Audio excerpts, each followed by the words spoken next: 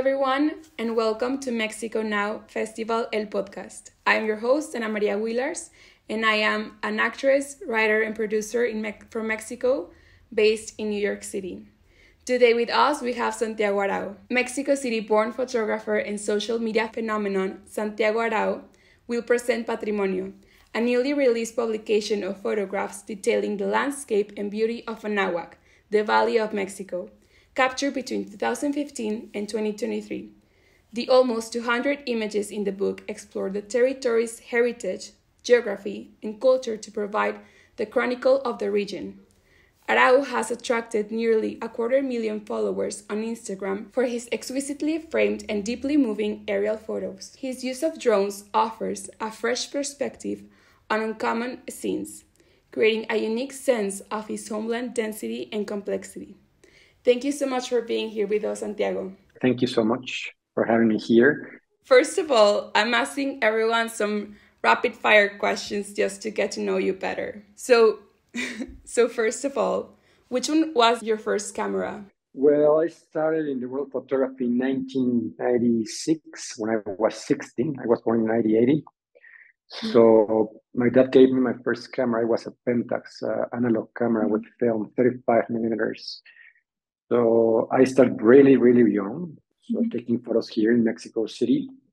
And it was so nice for me because I was so happy to take photos. I was very learning a lot. And when you're young and when you're learning, you're taking everything. And I really enjoy it. All the process. Yesterday, I went back to that room again. And it reminded me all those moments when I was young. And it's so nice. And now it's a combination. My work is a combination between those days with the film and now with all the digital world. And now I used to say that we're living in the future, working with drones and apps and things, putting cameras to fly and making some shots that are new, Thank you. Thanks for this technology. It is amazing. And you said that you were born and raised in Mexico City. So what is your favorite spot in Mexico City? My favorite spot, I have a lot. Mexico City is one of for me, it's one of the most magical places in the world. It's full of energy. It's full of culture. It's full of nature. It's a crazy city, for those who doesn't know a lot about Mexico City was built over a lake, So the transformation of the landscape in Mexico City has been very, very, very huge.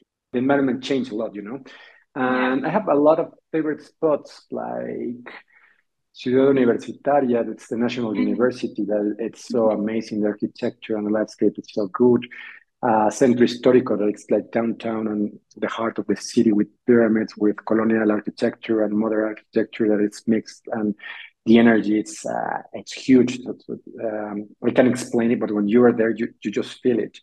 And I like Teotihuacan, I like the mountains, I like Mexico City is surrounded by a lot of volcanoes, and I really love to go and shoot the volcanoes and hike. And it's incredible to have these kind of places very close to the city. When suddenly you are in the middle of the forest, and you can believe that you're actually very, very close to one of the biggest cities in the world. And what else? Xochimilco, it's a place with a lot of canals and lakes and rivers. That it's a little bit like it's known like Mexican Venice. So I don't have a favorite spot. I really enjoy the city, and right now it's like you can feel it, like the energy here, and it's something is happening.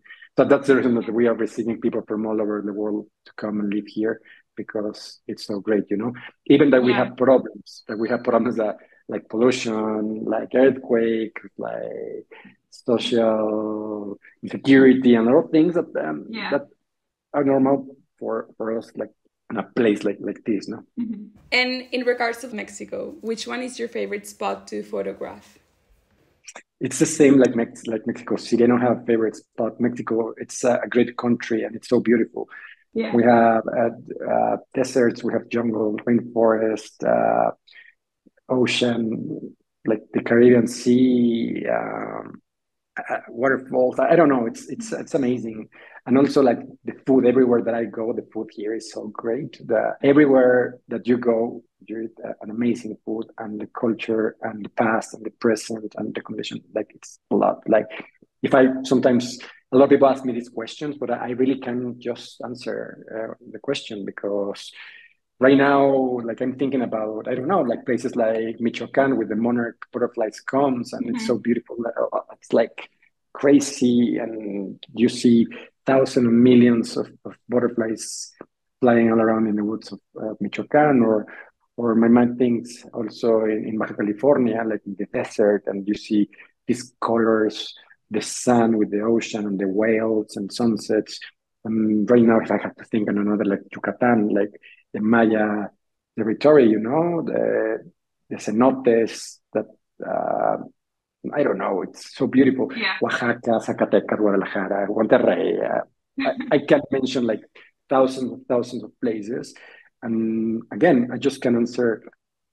My answer is I don't have one because everywhere I go, I really enjoy it, and the people here are also beautiful and amazing, no? Yeah, everything is gorgeous. And it is a tricky question to everyone who I ask about like favorite things of Mexico. It's like the culture is so vast that it's so difficult to choose one. Now moving on to your work and Patrimonio, that is the work that you're going to be presenting right now at the festival. Why did you decide to photograph and document the culture and geography of the Valley of Mexico, Anahuac? I'm in love with this place. Everything that I see, it's for me, it's like explosion of something, not love, joy or uh, curiosity, and I want to know more. And I'm in love with the past, with the other books and encyclopedias, atlas, maps, photography, codex, like a lot of things. And I decided to give my own perspective, and I decided to do something new in the 21st century, to use the technology, to use this kind of technology to keep my own perspective, and or the drone perspective, because I'm using this technology to put the camera in places that before it was impossible. No, like imagine a helicopter flying above a monument and with a very very precise frame. And it's everything that I decided to present something. I noticed that I was uh, doing something new, that it feels nice to create something new and to show something, as I said, my own perspective. And I decided just to have inspiration from others and from the past. This book is inspired in all encyclopedias, in codex, as I said, Aztec, Mexica codex, and other books. And what I'm showing is the history of my city through my eyes in this time. No, like I am using the narrative to tell the story as they teach us in the school, like prehistoric geography, lakes, then the past, the conquest, the independence, just the same narrative with actual photos, no, with contemporary photos, like showing all these places, like how does the volcano look in the 21st century, how the lake and the river and the geography looks in the 21st century, how the pyramid looks nowadays, and how the churches, the churches that the Spanish conquest built in this place today, no? Because we don't know what's going to happen in the future. Like right now, the future is a little bit like tricky, we're exactly in this moment of time that we don't know what's going to happen. We don't know like if which direction humankind is going to take. Like maybe we're going to disappear in 100 years, 200 years. That is scary, but also like it's a good time and a good moment to think and to rethink how we want to live, no? And I think this phenomenon is not only about Mexico City. I think this phenomenon is worldwide. It's we're a generation that it's like globalization and everything that is happening. That it's interesting that same things that are happening right now in Mexico City are happening in the other side of the world, or in America, or in South America, or it's like the same, no? Like, Yes. and right now the humans, like, we have to think. I think we have to rethink and how we are gonna fix this, no? Because it's a big mess. And you were saying about your perspective that you want to share that. So I'm wondering, being present and being there and seeing the passage of time and observing the complexity of Mexico, was a new perspective revealed to you while doing this process of taking the photos? Or were you affirmed the same idea you had of Mexico? No, taking the photos from above, it changed everything, because I think the way they teach us geography or things, it's very subjective. Yeah, like if you think about of the idea when we're young, I'm from 1980, and is what I'm saying, and they teach us like geography with a map, you know, with lines, and it's so weird. Like the states, and you have to name the states, and when you think about the states, it's like a form in a white paper. No, it's like what you think. So weird. It's the way I think they teach us, and or stereotypical things, you know, like if you think about, I don't know, Acapulco, you think in a diver, or if you think, or even about Mexico in other places, like you think about hats and cactuses and things, you know. It's the same everywhere. Like if I think in Texas, maybe I'm gonna think about oil, or I'm gonna think about cactuses, or something. I don't know, weird things that they teach us in the school. But when you travel, and when I start to travel and I start to shoot, like all my concepts start to change, and also like it was very interesting that I start to notice when if I start like to know where I am, or um, where is north, where is south, where is west, and my mind's like just like to grab a point. It stays somewhere. I don't know how, but it changed the way I think, and maybe I feel less more oriented. You know, like I feel like different. Like I was dizzy, but no, I'm just going to land, and where am I? Then that it changed, and it changed a lot, and it's interesting that nowadays we are losing like the relationship with a lot of things, with the universe, with the sky, with nature, because we're living in apartments, we're living in like not cages. I wouldn't say cages, but I mean with inside of a box instead of a place, and we're losing the relationship with that thing. Like yesterday or last weekend, I went to see an exhibition about landscape in Mexico City, and this painter was like painting in spots that were very precise, where the sun comes out in the sun and the beginning of the summer, or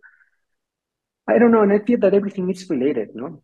When you start to see, and when you start to read, it's like reading. Like I can read Spanish, I can read maybe English, but when I see Japanese letters, I don't read. I don't. I just see symbols, you know. The same thing. I think it happens with the world. I think sometimes we don't know how to read the world, like the sky, the stars, the mountains, the way that the sun comes out, and a lot of things that are related. That I don't know if it's a message, but I think it's just that we just lost that the connections, yeah, the connection, and I don't know why. Maybe the humans, or we became a little bit vain, you know, like maybe we thought that we were controlling everything, and then we just noticed that we're losing that, and if we lost that, we're gonna disappear, and that's it.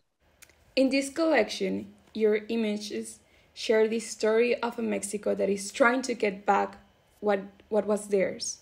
You say that it is always showing a civilization that was before us. Why do you think it is important for us as Mexicans to remember and honor where we came from, our past civilizations and their art?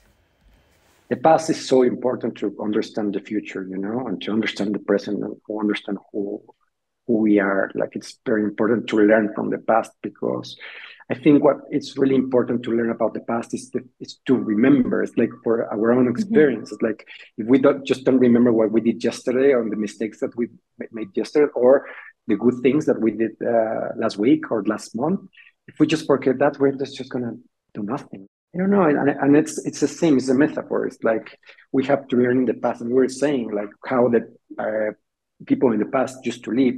And also, I'm saying not everything in the past was good, no, because also like, there were horrible things at that time. So it's a balance, like they have a very, very, very incredible relationship with the environment, no? But also they had maybe, I don't know, have learned that they had terrible relationship or action with society, the way they treated women, or whatever, no? Is what I have heard. We can learn about the good things and fix the bad things. But if we don't know what happened in the past, like we're not going anywhere, or we're just like in autopilot going, I don't know where. So yeah, it's that. Like we don't have to say that everything in the past was good and everything in the past was perfect, but it's good, I think, to remember and to know where we come from to live better, To know where we are standing on, to know what we want to create off of that land. Yeah, I would say that. And your work explores the city and its relation with the humans that inhabit that space. And it stays as a proceeding of history, and it also of what is to come, of what we're saying, of the past and the future. What is something that you have observed and want to share through your photos about our human condition in a space and its relation to others? I think photography is very important because for humans, we consider photography like as a very, very, very precise technique, like a real technique, even that it's not reality, it's like, it's an interpretation, like very, very realistic. Taking that as a point of start, like we just don't think like it's okay, a photography is just reality. I can show something that it's real. So when I show like maybe the mountains with houses and things, you can keep a little bit sense of what's happening, no? It's what I'm doing. Sometimes I try to show with framing and with my drone and with my camera, trying to show how is everything nowadays. And that helps me to help other people that don't have the possibility to travel or to see it, to show it, maybe to share and sharing my own worries, no? It could be a little bit scary for me because sometimes when I take these photos from above with all the city going all around with the poor areas or mines and things, it's scary. But also other times it's nice because not everything, as I said, it's like bad, nowadays. And sometimes I enjoy a walk in the nature, take photos of a sunset or the sky or something that is nice. And I think that's the reason that I make my work, because at the end, I think there is hope. And I notice like it's not only what I feel, I see work from other people all around the world, social media or museums and magazines, that I feel that they feel it too. So sometimes we think that everything is lost, but I also sometimes I feel that there is something there that is gonna transform. I want to go a little bit deeper on this that you're saying, because on your work, social causes, migration, and climate change are some topics that you explore. And these social concerns are things that we all care about and we are all talking about and we are all trying to resolve and see how we feel about it and what we can do.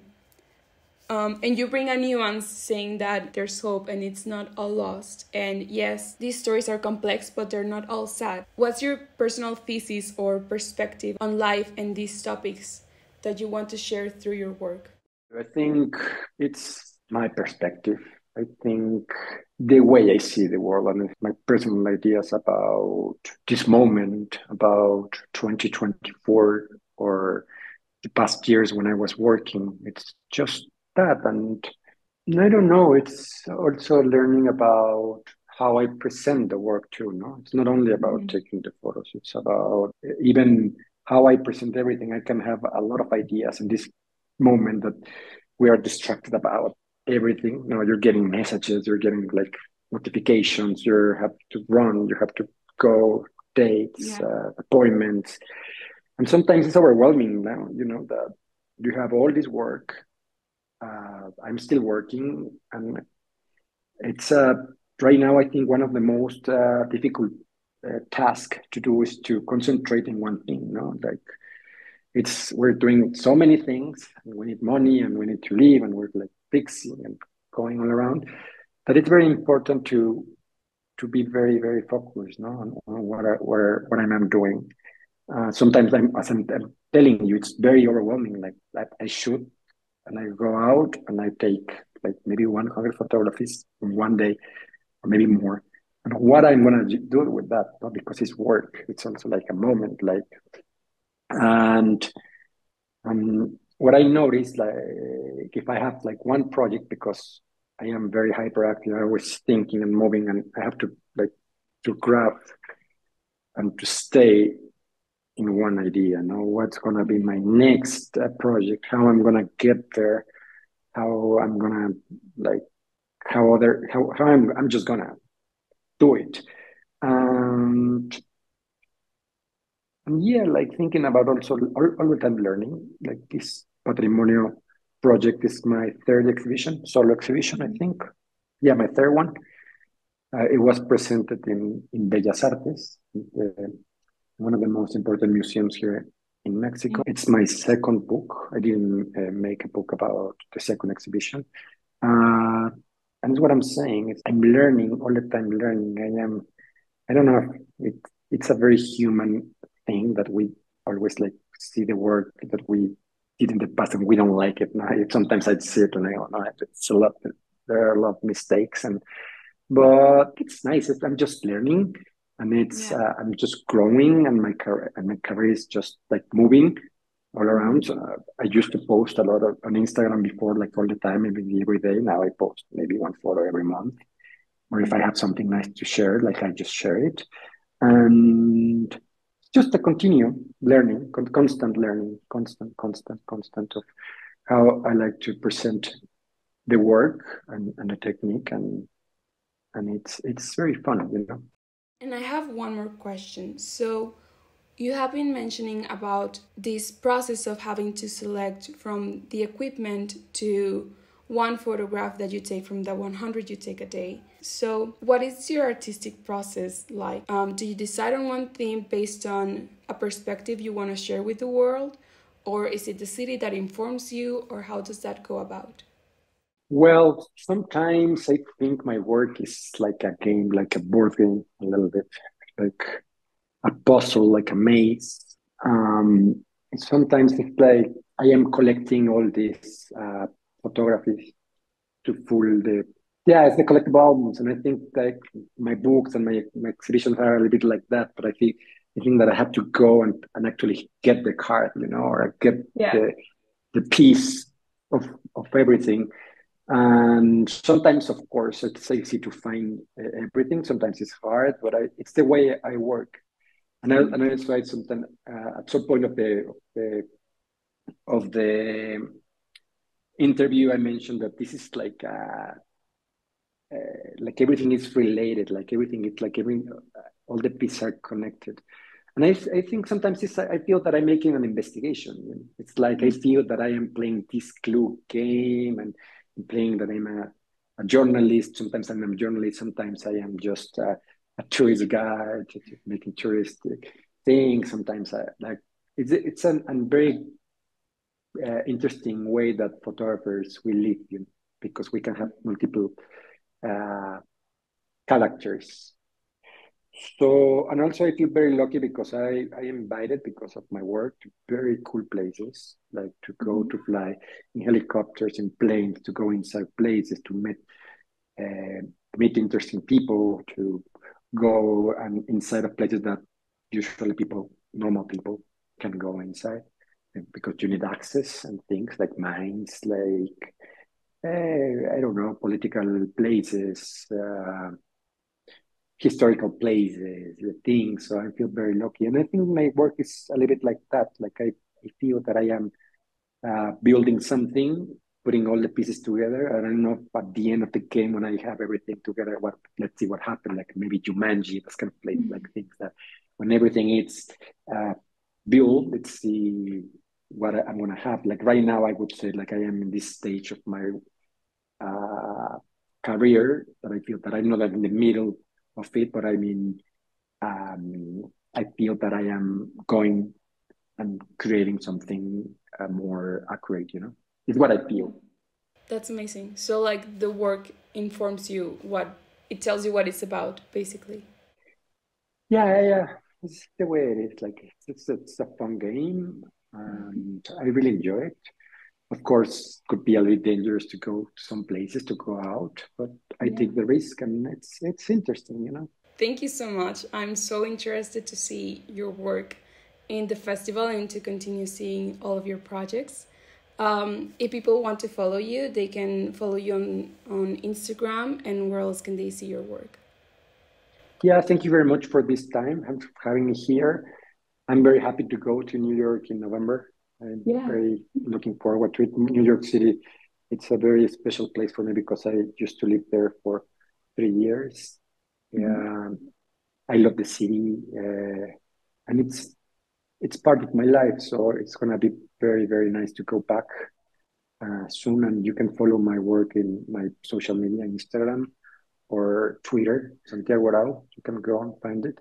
And also you can see in Mexico City, I have a gallery here in La Roma, or my books are online, my webpage, santiagoarau.com. That's it. Thank you very much. Thank you so much for your time and for everything you shared. And if you want to see Santiago Arau's book Patrimonio, you can see it in Mexico Now Festival this November 20 to the 24 at the Chelsea Factory in New York City. Thank you so much, Santiago.